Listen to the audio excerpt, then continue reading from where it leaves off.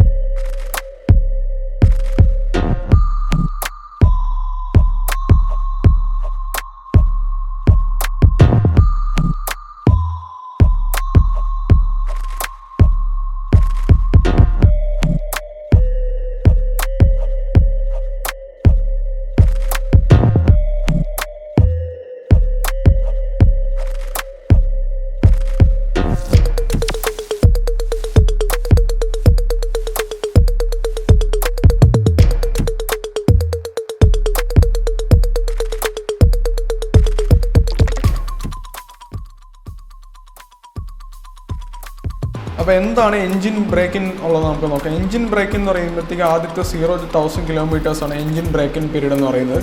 Yamaha Mt15 0 to 500 kilometres 5000 RPM-ലും പിന്നെ 500 to 1000 kilometres 7500 RPM-ആണ് operating condition. അപ്പം ഈ RPM-നകത്ത് മാത്രമാണ് നമ്മൾ വണ്ടി യൂസ് ചെയ്യേണ്ടത്. പ്രൊലോങ്ഡ് യൂസേജ് ഈ RPM-ൽ കൂടുതൽ യൂസ് ചെയ്യുകയാണെങ്കിൽ അത് എഞ്ചിൻ വെയറിനെ എഫക്റ്റ് ചെയ്യുകയും ചെയ്യും. അപ്പോൾ എഞ്ചിൻ ബ്രേക്കിംഗ് പീരീഡിൽ എഞ്ചിൻ ഓട്ടോമാറ്റിക്കായിട്ട് ഇതിനകത്തുള്ള മൂവിങ് പാർട്സ് എല്ലാം ഓട്ടോമാറ്റിക്കായിട്ട് പോളിഷായിട്ട് ഇതിൻ്റെ അകത്തുള്ള ഓപ്പറേറ്റിംഗ് ക്ലിയറൻസസ് ഒക്കെ കറക്റ്റ് ആകുന്ന പീരീഡാണ് എഞ്ചിൻ ബ്രേക്കിംഗ് പീരീഡ്.